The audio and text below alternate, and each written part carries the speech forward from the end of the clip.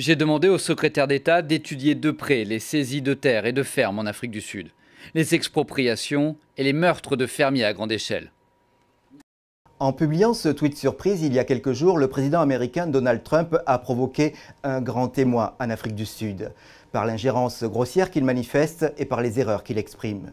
À vrai dire, s'il y a bien eu des saisies de terres et des meurtres de fermiers, la réforme agraire en Afrique du Sud, car c'est de cela qu'il s'agit, reste encore largement à l'état de projet.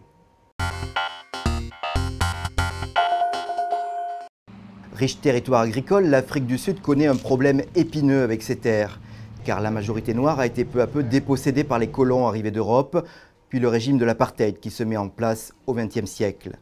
Exemple, en 1913, la loi sur les terres indigènes n'attribue que 7% du territoire aux populations noires. Quand l'ANC, emmené par Nelson Mandela, arrive au pouvoir en 1994, il hérite donc d'une situation explosive, mais promet de redistribuer aux Noirs 30% des 60 000 fermes commerciales en 5 ans. Or, à ce jour, 8% seulement ont changé de main. Depuis, la réforme agraire est toujours en cours, mais n'avance pas.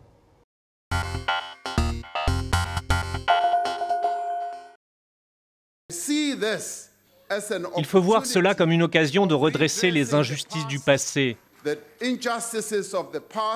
les divisions du passé, pour que tous ensemble, en tant que Sud-Africains, nous puissions avancer, en sachant que nous nous sommes attaqués au péché originel.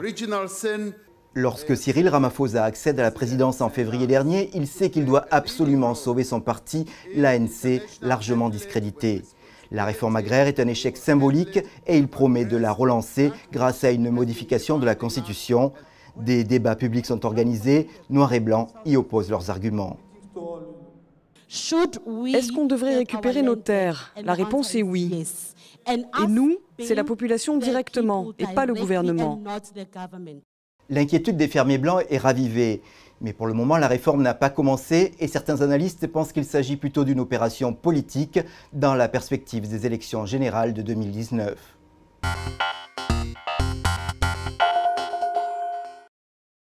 Pour l'année 2016-2017, les statistiques de la police sud-africaine font état de 638 attaques de fermes ayant conduit à 74 meurtres. Un chiffre à mettre en parallèle avec les 19 000 meurtres enregistrés dans tout le pays pendant la même période.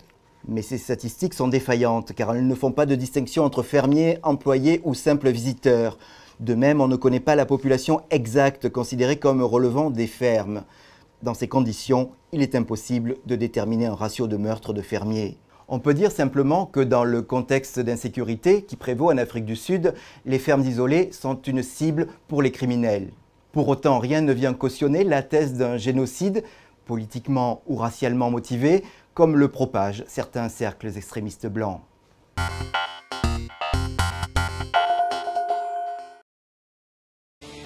Donald Trump ne s'en cache pas, il avait une unique source, une émission de la chaîne conservatrice Fox News qui invitait un commentateur sur la question. L'administration américaine doit condamner clairement cette politique parce que d'une part elle est immorale car elle vise une population spécifique et je pensais qu'on avait dépassé cela, et ensuite parce qu'elle détruit l'économie. Marianne Toupy, à droite de l'écran, est un analyste du think tank libertaire de droite Cato, où il a écrit un article réclamant l'intervention du président américain pour prévenir cette supposée vague d'expropriation. Il a grandi en Afrique du Sud, d'où peut-être son intérêt pour le pays. Curieusement, pour affirmer que les expropriations ont commencé, il cite un site australien, news.com, qui, comme Fox News, appartient à News Corporation, le groupe du milliardaire Rupert Murdoch. News.com lui-même renvoie sur un cas cité par un tabloïd sud-africain.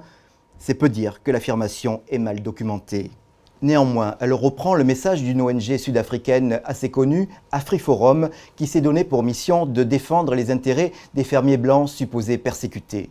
Naturellement, son combat a peu de succès dans le pays, mais elle tente aussi d'avoir du soutien à l'étranger, dans les milieux conservateurs anglo-saxons. Et elle vient d'envoyer une mission de lobbying en Amérique du Nord. Là-bas, visiblement, elle obtient parfois des résultats.